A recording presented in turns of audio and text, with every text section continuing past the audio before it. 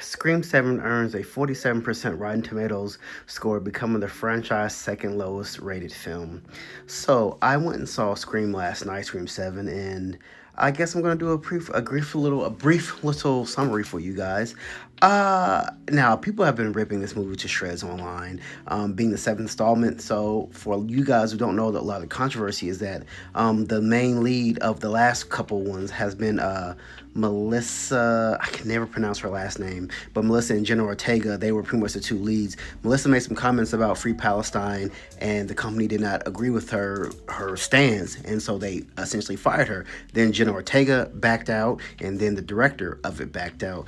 Thus, now with Scream 7 in the whims, they went back and got the original writer of Scream 1, 2, and 4, I believe. And he's the original writer, but he was supposed to take the helm, and thus bringing back Neve Campbell. Neve Campbell replies her role as Sidney Prescott, where these are a year later, where the killings have once again started, and also and her daughter plays Tatum by Isabella May. Is her daughter in this? And the killings start back where the killings start back with her getting a call from, of course, the illicit ghost failure. But now the killer Stu from the original Scream is coming back as one of the supposed killers. Now the town that they are in, Woodsboro, is running amok again, and now Sydney must now come together with her daughter and friends from the last Scream to see who this new killer is, and if they can finally unmask and kill this person once and for all. So I'm gonna give like the pros and the cons about this movie, because there are a lot more cons than there are pros.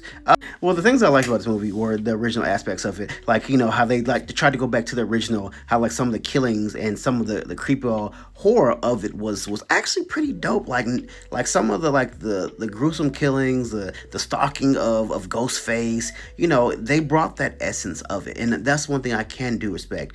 But you never, the one thing I didn't like is the characters, Tatum's friends, like right here, her boyfriend and a couple of her other friends, like it wasn't like the original where you kind of grew an attachment to these characters. Like you just like, you were invested in them, like you didn't want them to die, and if like they were the killer, you're like, oh, I hope this person's not the killer. Like you almost didn't give a shit about these characters. Like I'm just being real with you. Like when they did die, you were just kind of like, eh. Like, you know what I'm saying? Like it was no emotional depth into these characters. And when they start, you know, becoming flies off the wall, getting picked off, you didn't blink. You was like, all right, on to the next.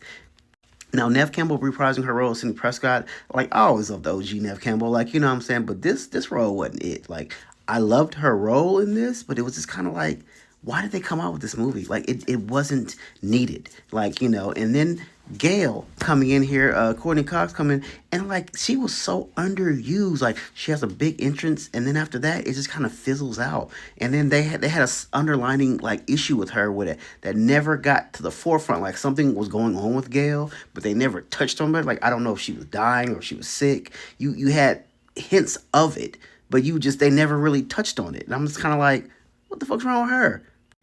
And the thing that a lot of people are going to get, what everyone's been hearing, is the Ghostface reveal. Like, this is hands down, I can say this is the worst killer in their motives.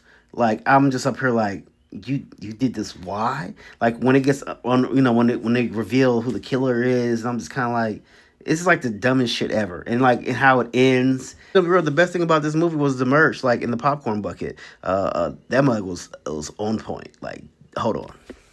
This was the best part of. Look at that. Hold on. Cool. So, I mean, so all in all, like, I mean, I wouldn't tell anyone to run to go see this movie, but if you're a lover of, you know, the Scream franchise, it's good to kind of go back and see, you know, the OG Neve Campbell in there, and see some familiar faces as well. But like I said, it is the second lowest rating for a reason. Like it was like one movie that kind of had potential, but it's like low key they didn't really need to come out with this movie. So I see people getting it, you know, ripping it up. I'm not gonna jump in front of the bullet. I mean, I'm just gonna let them continue to kill this movie because it deserves a lot. And when anytime, FYI, anytime we can't go see screenings of these movies, then you know, like they only do movies in like New York and LA screenings. That's like a sign that the movie's gonna be bad. So it is what it is.